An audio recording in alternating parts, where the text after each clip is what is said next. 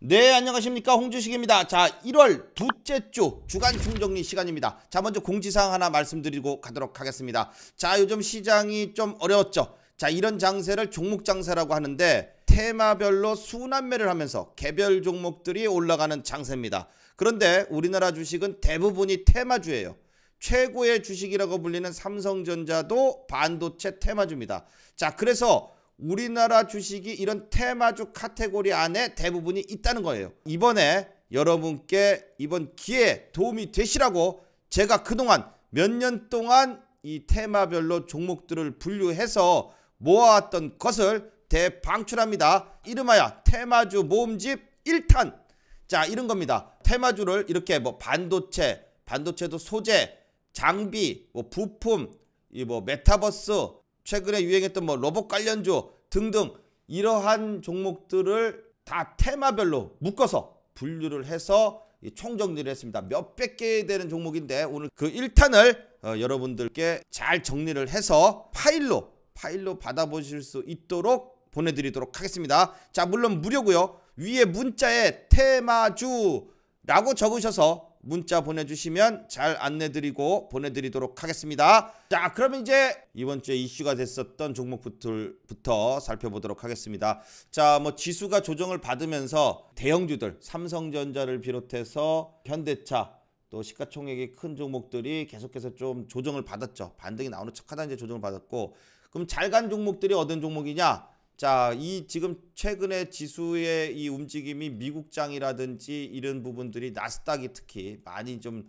조정을 받으면서 좀 힘든 그런 한 주를 보였었는데, 자, 이 원인이 뭐예요? 바로 미국 금리 인상에 대한 기대감 때문에 좀 불안감이죠. 어떻게 보면 기대감이 아니라 불안감 때문에 지수가 조정을 받았는데, 그럼 금리가 상승하게 되면은 수혜를 받는 쪽이 어디냐? 보험 쪽하고 그 다음에 은행, 그러니까 금융주들 이런 쪽이다. 이렇게 지금 보고 있는 거죠. 자, 그래서 이 보험주들, 금융주들, 자, 이번에 이제 한번 이렇게 쫙 랠리가 나왔었는데 추가적인 이 상승이 가능한지 한번 보도록 하겠습니다. 자, 먼저 이제 현대해상이에요. 현대해상. 자, 현대해상을 보면은 보험주들, 금융주들 상당히 많은데 이 중에서도 특히 제가 이제 보는 부분이 바로 이게 수급이죠. 그래서 외국인이나 기관의 수급이 좀 집중적으로 들어온 종목들. 딱 얘가 23,000원 찍고 1월 3일부터 이 반등이 나오기 시작했을 때 이때부터 정확하게 딱 그때예요. 1월 3일부터 외국인의 수급이 들어와 주기 시작하면서 지금까지 계속해서 꾸준히 외국인과 기관의 수급이 들어와 주니까 하루도 안 쉬고 양봉으로 계속 올라가고 있습니다. 자, 그런데 이제 한번 쉴 타이밍이 됐죠. 왜냐? 지난 금요일 날 한국은행에서 금리를 인상시켰죠. 그런데 금리를 인상을 했기 때문에 기대감은 뭘로 바뀌었어요? 확정으로 바뀌었어요. 확정. 그러니까 일단 쉬어갑니다. 그런데 금리 인상 이제 다시는 안 할 거예요 라고 그랬어요? 아니면 또 할 거예요 라고 그랬어요? 또 한다 그랬어요. 그죠? 올리면서 야, 이게 끝이 아니야, 더 올릴 거야. 그리고 국내는 한국은행은 또 올릴 거라 그랬고, 근데 미국은 어떻게? 미국은 아직 올리지는 않았는데 이미 올린 것처럼 막 이 불안감을 더 조성하고 있죠. 올리는데 이 한 번 올리는 게 아니고 3번 올릴 거야. 막 이렇게 막 어떻게 보면 약간 으름장을 놓는 것처럼 무섭게 얘기를 합니다. 그죠? 그래서 어떻게 됩니까? 앞으로의 금리 인상에 대한 기대감이 더 남아 있죠. 금리 인상에 대한 기대감이 남아 있기 때문에 주가가 오르고 조정받고 또 올라가겠죠. 그리고 또 확정이 또 돼. 또 올릴 거예요. 그럼 또 그때 떨어져. 그리고 또 올릴 거라니까 앞으로에 대한 기대감이 남아 있잖아요. 그래서 주가는 또 올라가는 겁니다. 자, 그래서 이 수급이 이제 막 집중적으로 들어와서 이제 바닥권을 탈피해 가지고 중심선 위로 올라왔는데, 자, 얘가 지금 보면은 이 차트 분석을 해 보면은 바닥권에서 현대해상이 어떻게 돼요? 쌍바닥을 만들고 있다 이거예요. 쌍바닥을 만들면서 요게 직접 봐요. 얘 지금 정확하게 좀 봅시다. 이제 요 지난번에 요 맞고 떨어졌던 요 자리 있죠. 요 자리가 굉장히 이 어렵고 중요한 자리인데 여기가 딱 어디예요? 여기가 중심선이었어요. 그죠? 그 중심선 자리를 요번에 돌파를 했습니다. 돌파하고 나서 안 떨어지고 있는 이 돌파한 요 위에서 요 자리에서 외국인과 기관의 쌍끌이 매수가 집중적으로 들어왔어요. 그러면 올랐기 때문에 조정이 좀 보인단 말입니다. 왜냐? 일단 금리 인상은 한번 했으니까 다음번에 할 게 남아있죠. 그러면은 했으니까 조정이 나와야지.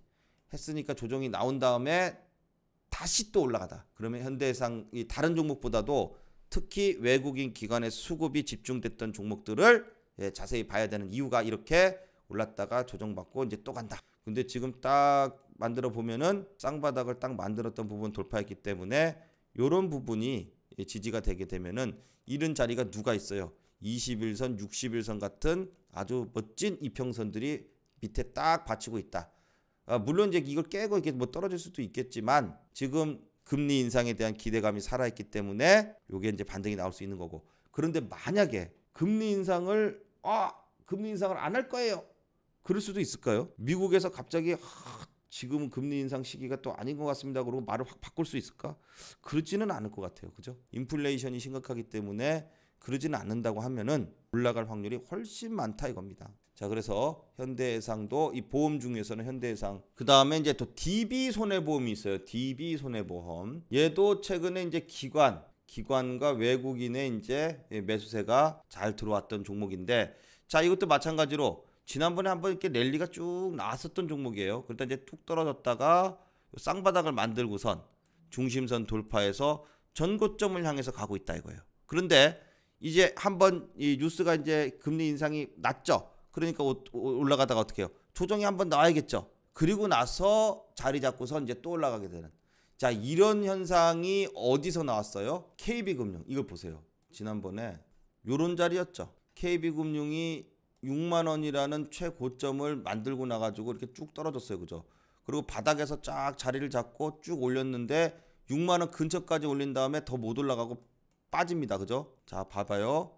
그러나가지고 쭉 이렇게 빠져요. 쭉 빠졌다가 쭉 이런 식으로 쭉 빠졌다가 다시 이제 반등 나오면서 자리를 잡고 어떻게 해요? 그리고선 이번에 6만 원대를 여기죠. 그동안 못 넘었던 이 자리를 빡 넘으면서 신고가를 갱신하는 이런 멋진 모습이 나왔습니다. 자, 그렇다면은 이미 이제 금융주는 KB금융이 대장이긴 한데 금융주 중에서는 벌써 이제 전고점 돌파하는 모습이 나왔어요. 그러면 보험주들은 이제 움직이고 있다 그러면은 똑같이 어떻게 해요?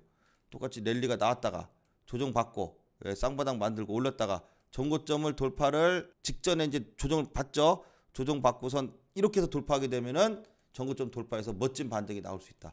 요런 패턴이 또 한번 만들어지게 된다는 거예요. 비교를 해서 딱 설명드리니까 어때요? 이 앞으로 금리 인상이 올 1년 내내 될 거예요. 그러면은 이런 그 보험주들 그다음에 금융주들이요 1년 내내 금리 인상에 대한 기대감 때문에 볼 수 있는 종목이 된다. 특히 이제 상반기 때는 이제 어느 정도 다 이 금리가 인상이 된 거에 대해서 이제 주가가 다 반영이 되면 그 다음부터는 당연히 떨어지겠죠. 하지만 이미 많이 오른 다음에 떨어지는 거야. 수익 실현하는 거니까 상관이 없고 지금은 이제 올라갈 폼을 잡고 있다.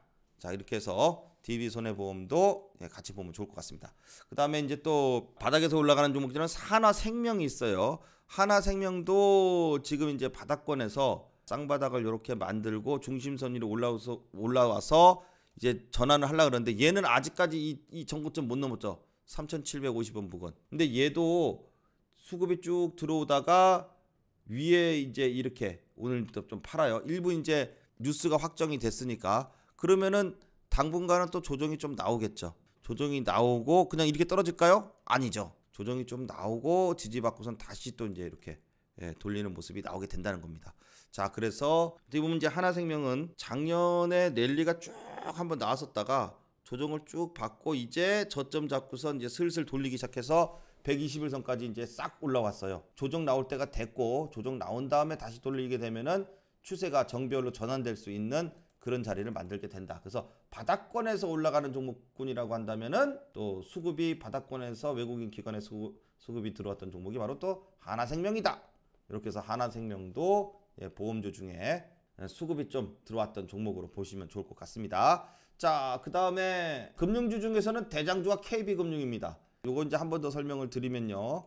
이렇게 6만 원 돌파를 했죠. 자, 6만 원이 그동안은 돌파를 못했던 부분인데 요걸 이제 돌파를 했어요.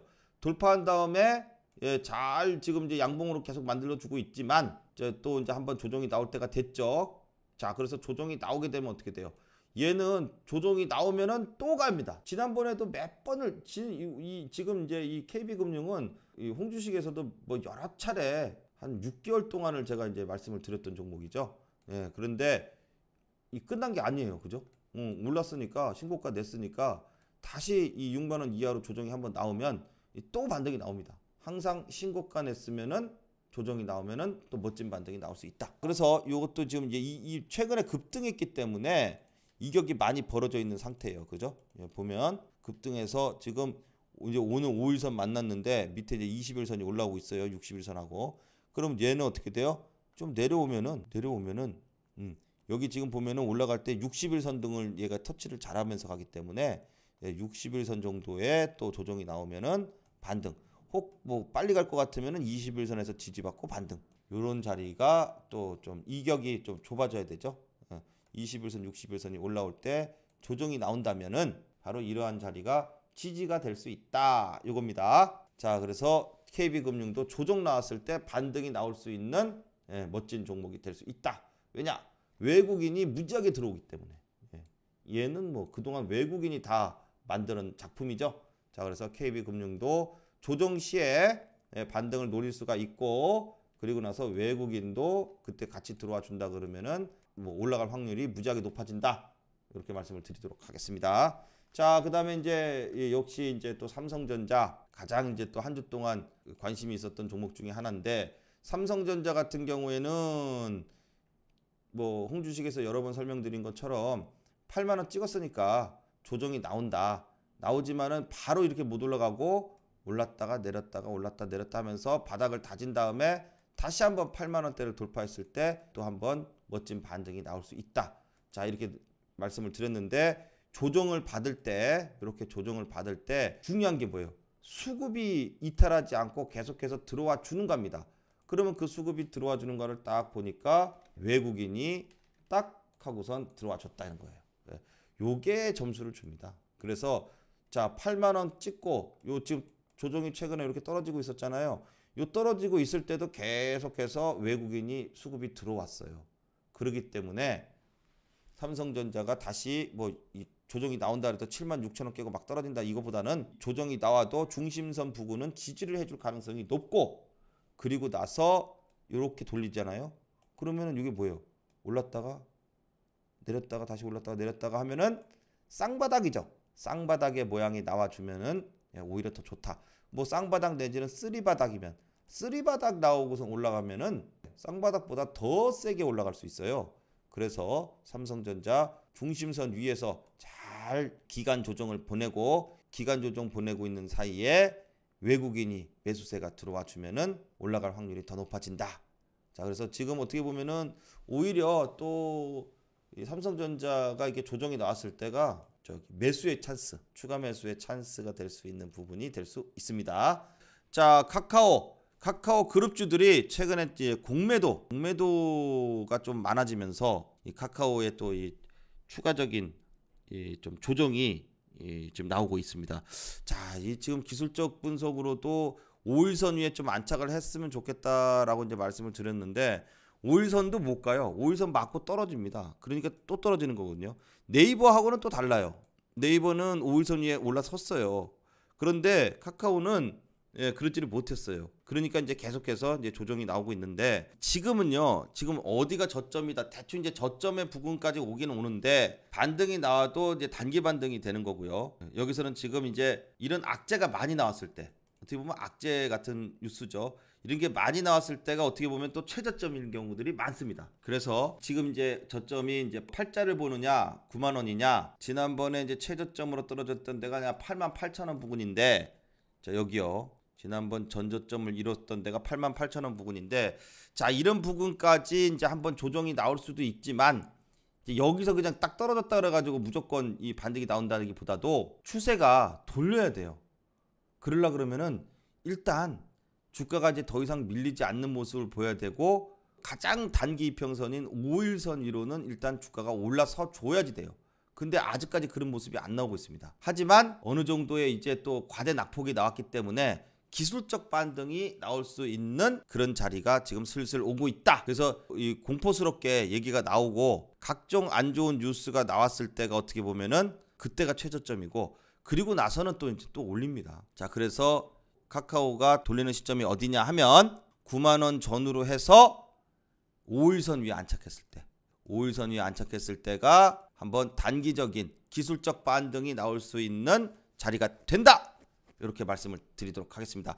만약에 요런 자리에서 5일선 위를 돌렸을 때에 외국인이나 기관의 수급이 싹 들어오게 되면은 반등할 확률이 더 높은 거죠.